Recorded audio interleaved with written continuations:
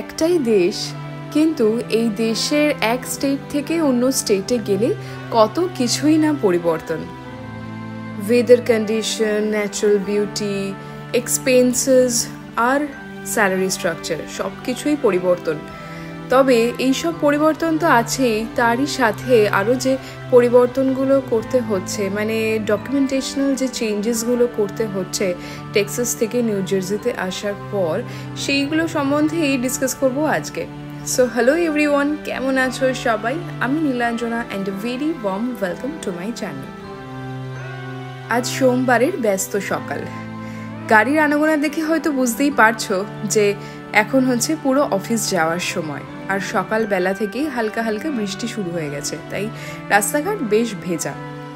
আজ আমরাও সকালবেলা বেশ তাড়াতাড়ি ঘুম থেকে উঠে ব্রেকফাস্ট সেরে রেডি হচ্ছি। আজ যাব হচ্ছে নিউ জার্সি মোটর ভেহিকেলের অফিসে। আগে থেকে অ্যাপয়েন্টমেন্ট নেওয়া আছে। আজকে আমাদের স্টেট আইডি আর যে ড্রাইভিং লাইসেন্সটা আছে সেটা চেঞ্জ করার জন্য যাচ্ছি। এখানে একটা স্টেট থেকে অন্য স্টেটে আসা নয়, কত কিছু চেঞ্জ করতে লাগছে। এখানে স্টেট চেঞ্জের পরে পুরনো স্টেটের ড্রাইভিং লাইসেন্স দিয়ে 90 দিন পর্যন্ত গাড়ি চালানো যায়, তবে যত তাড়াতাড়ি সম্ভব লাইসেন্সটা চেঞ্জ করে নেওয়াই ভালো। তাই জন্য আর আমরা বেশি দেরি করলাম না, এখানে এসেছি প্রায় এবার বেশ কয়েক সপ্তাহ হতে চলেছে। ফার্স্টেই আর কি আমরা ভাবছি যে গাড়ির লাইসেন্স, গাড়ির রেজিস্ট্রেশন এগুলো সব চেঞ্জ করে নিতে, যাতে কোথাও ঘুরতে ফুরতে গেলে বা একটু দূরে কোথাও গেলে গাড়িটা নিয়ে যেতে কোনো অসুবিধা না হয়। আমার হাজব্যান্ডের যেরকম টেক্সাসের ড্রাইভিং লাইসেন্স আছে সেটাই চেঞ্জ করব আজকে, তেমনি আমার রয়েছে হচ্ছে টেক্সাসের স্টেট আইডি, যেটা আবার নিউ জার্সিতে আসার পরে চেঞ্জ করতে লাগবে। স্টেট আইডি হচ্ছে একটা আইডি প্রুফ, মানে সব জায়গায় তো আর আমরা পাসপোর্ট ক্যারি করি না, তো তার জায়গায় আর কি স্টেট আইডিটা ক্যারি করা খুব ইজি হয়। যে কোনো জায়গায় এখানে গেলে সব সময় ফার্স্টে একটা আইডেন্টিটি প্রুফ চাই, তো সেই ক্ষেত্রে আমরা স্টেট আইডিটা ইউজ করে থাকি। এছাড়াও এই স্টেট আইডিটার অনেক রকম ইউজ আছে, তাই যেখানেই যে কোনো স্টেটেই থাকো না কেন সবার ফার্স্টেই এই স্টেট আইডিটা অ্যাপ্লাই করে দেওয়া খুবই দরকার। বেলা 12টা নাগাদ আমাদের অ্যাপয়েন্টমেন্টটা আছে, তাই একটু আগেই বেরিয়ে পড়েছি। সকাল 7টার সময় উঠে যখন দেখলাম যে বৃষ্টি পড়ছে, রাস্তাঘাট ভেজা, তখন ভাবছি যে আজকে হয়তো সারাদিনই বৃষ্টি হবে। তারপর এখন বেলা হতে হতে দেখি বৃষ্টি বন্ধ হয়ে গেছে, তবে মেঘলা মেঘলাই রয়েছে। এই যে দুদিকের পাঁচিল আর মাঝখানের রাস্তাটা তোমরা দেখছো, এই ডান দিকেরটা হচ্ছে আমাদেরই কমিউনিটির পাঁচিল। বিশাল লম্বা আমাদের কমিউনিটিটা, শেষ অবধি পুরো পাঁচিল দিয়ে ঘেরা। আর বাঁ দিকেরটা হচ্ছে শাগনিকের দাদার বাড়ির যে নেবারহুডটা, ওটা পাঁচিল দিয়ে ঘেরা। এখানে প্রত্যেকটা নেবারহুডই এরকম পাঁচিল দিয়ে ঘেরাই থাকে। যেহেতু মাঝখান থেকে এরকম রাস্তা চলে গেছে আর আমাদের যে কাটটা রয়েছে সেই জায়গায় কোনো সিগন্যাল নেই, তাই আর হেঁটে যাওয়ার রিস্কটা নিই না, গাড়িতেই যাই। আমাদের বাড়ি থেকে ওদের বাড়ি যেতে ওই 2-3 মিনিট লাগে গাড়িতে। এই সামনের 4 মাথার সিগন্যালটা থেকে বাঁ দিকে বাঁকলেই ওদের বাড়ি পড়ে। আমরা এখন কোনো ডান দিক বাঁ দিক না বেঁকে এই সোজা রাস্তাটা ধরেই চলে যাব। এই যে আজকে আমরা স্টেট আইডি, ড্রাইভিং লাইসেন্স এইগুলো সব চেঞ্জ করব, তার জন্য 6 পয়েন্টস অফ আইডি বলে যে রুলটা আছে সেটা পাস করতে হবে। মানে এমন কিছু আইডেন্টি প্রুফ নিজের নামের এগেনস্টে দেখাতে হবে যাতে করে ওই 6 পয়েন্ট হয়। পাসপোর্টে যেরকম 3 পয়েন্ট, তারপরে অ্যাড্রেস প্রুফে যদি নাম থাকে, মানে বাড়ির লিজিং এগ্রিমেন্টে নাম থাকলে 1 পয়েন্ট, মেডিকেল ইন্স্যুরেন্সে নাম থাকলে 1 পয়েন্ট, আর আরও ম্যারেজ সার্টিফিকেট, এরকম এইসব করে আর কি মোট টোটাল 6 পয়েন্ট দেখাতে হবে। এছাড়াও ব্যাঙ্ক অ্যাকাউন্ট, ক্রেডিট কার্ড এগুলো সবই আইডি প্রুফ হিসেবে প্লেস করা যায় আর কি।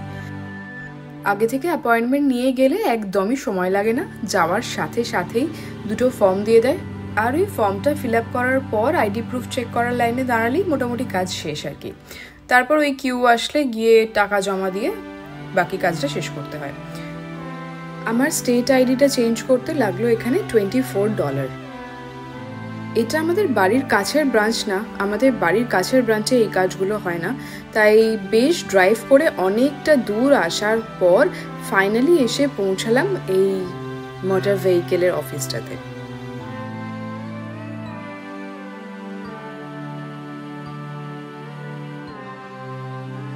এখানে এসে কাজ শেষ করতে করতে 1-1.5 ঘন্টা সময় প্রায় লাগলো।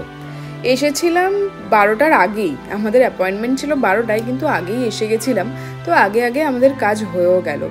তাই ভাবছি যখন রাস্তায় বেরিয়েইছি তাহলে আর কয়েকটা কাজ আছে, সেগুলো সেরেই একেবারে বাড়ি যাই। টেক্সাসে থাকতে তো আমাদের গাড়ি ধোয়ার একটা কার্ড করা ছিল, তো সেটাতে $25 মাসে আনলিমিটেড কার ওয়াশ করা যেত। এখানে আসার পর থেকে প্রায় 3 সপ্তাহ হতে চললো, কিন্তু একবারও কার ওয়াশে যায়নি গাড়িটা, তো বেশ ধুলো পড়েছে। তাই ভাবছিলাম যে একটা কার ওয়াশের কার্ড করিয়ে নিই, এখানে কত খরচা সেটাও আর কি দেখি। তাই ফার্স্টে আমরা এখন কার ওয়াশে গাড়িটা একটু ধোয়াতেও যাচ্ছি, আর এখানে কি প্রসেসে গাড়িটা ধোয়ে সেটাও দেখা হয়ে যাবে আর কি। এখানে আবার এসে দেখি যে কার ওয়াশে $22 মাসে আনলিমিটেড, মানে $3 কম লাগলো টেক্সাসের থেকে। তো যাই হোক, বেশ ভালোই হলো, 1 মাসের একটা কার্ড করিয়েও নিলাম। আর এখানে অটোমেটিক্যালি মান্থলি বেসিসে এই স্কিমটা চালু হয়ে যায়, মানে কানেক্ট করা থাকে ক্রেডিট কার্ডের সাথে, তো অটোমেটিক্যালি প্রত্যেক মাসে এই $22 করে কেটে যাবে, আর এখানে আসলে আনলিমিটেড কার ওয়াশ করা যাবে।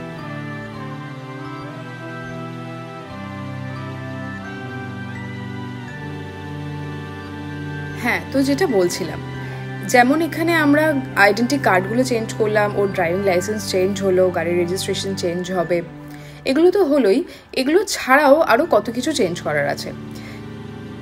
এই যেমন ধরো, টেক্সাসে যখন ছিলাম তখন আমাদের যে কোম্পানিটার মেডিক্লেমটা ছিল, সেই কোম্পানিটা আবার নিউ জার্সিতে সার্ভিস প্রোভাইড করে না। তো এখানে আসার পর আবার সেই মেডিক্লেম কোম্পানিটাও চেঞ্জ করতে লাগলো। সেটা যদিও অফিসের সাথে টাই আপ করা আছে, তো সেটাই আর কি, বাট করতে লাগলো অফিসিয়ালি, সেই চেঞ্জেসগুলো করতে লাগলো, ফোন করে সব চেঞ্জেসগুলো করা। এটা ছাড়াও যেরকম কার ইন্স্যুরেন্স আমাদের আগে যে কোম্পানি ছিল এখনও সেটাই রয়েছে, কিন্তু কার ইন্স্যুরেন্সের যে প্রাইসটা সেটা এখানে আসার পর অনেকটা কমে গেছে। প্রথম কথা, যখন টেক্সাসে ফার্স্ট কার ইন্স্যুরেন্স নেওয়া হয়েছিল, যেহেতু শাগনিকের এখানে কোনো ড্রাইভিং এক্সপিরিয়েন্স ছিল না, তাই ওর ইন্স্যুরেন্সের যে প্রাইসটা সেটা অনেকটা বেশি ছিল পার মান্থ যে ইন্স্যুরেন্সটা। কিন্তু এখানে আসার পর যেটা দেখলাম যে 6 মাস যেহেতু ওর ড্রাইভিংয়ের একটা হিস্ট্রি তৈরিও হয়ে গেছে, এছাড়াও এখানে নিউ জার্সি স্টেটে আর কি পার্টিকুলারলি কার ইন্স্যুরেন্সের প্রাইসটা অনেকটাই কম টেক্সাসের তুলনায়, তো সেই সব দিক দিয়ে মেজার করার পর কার ইন্স্যুরেন্সটা অনেকটাই কমে গেছে এখানে আসার পরে। এছাড়াও যেমন ধরো, ওখানে যখন ছিলাম টেক্সাসে তখন আমাদের ইন্টারনেট কানেকশন, ফোন কানেকশন সবই একটাই কোম্পানির ছিল, এক্সফিনিটি, আর এই সব কানেকশন মিলিয়ে আমাদের বিল আসতো টোটাল $60 মতো, যেখানে ইন্টারনেটের বিলটা প্রায় ফ্রি ছিল। নিউ জার্সিতে আসার পর দেখলাম যে এখানেও এক্সফিনিটি রয়েছে, কিন্তু প্রাইসের আকাশ আর পাতাল তফাৎ। আগে যেখানে $60 কাজ মিটে যেত, এখন সেই জায়গায় সব ফোন কানেকশন, ইন্টারনেট কানেকশন সব মিলিয়ে $120 কাছাকাছি বিল আসে। তো ওই আর কি, সব কিছুই এদিক ওদিক প্রাইসের হেরফের রয়েছে স্টেট চেঞ্জে আর কি এখানে। তাই আমরা ভাবছিলাম যে ইন্টারনেট কানেকশনটা এক্সফিনিটি রেখে ফোন কানেকশনটা যদি চেঞ্জ করা যায়, কোনো সস্তার কোনো অন্য কোনো প্রোভাইডার নেওয়া যায়। বাট যেটা দেখলাম যে যেখানেই আমরা যাই না কেন, এই এক্সফিনিটি না খুব ভালো একটা নেটওয়ার্ক প্রোভাইড করছে, তো হয়তো নাও চেঞ্জ করতে পারি, দেখা যাক কি হয়।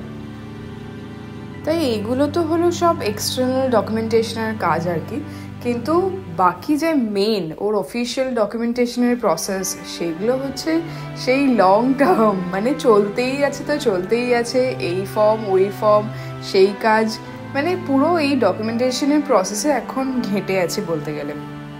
তো যাই হোক, এখানে গাড়ি ধোয়া আমাদের কমপ্লিট হয়ে গেছে, আর যেখানে ঠিক কার ওয়াশটা রয়েছে তার অপোজিটে না গার্ডেন ফ্রেশ বলে একটা মার্কেট রয়েছে।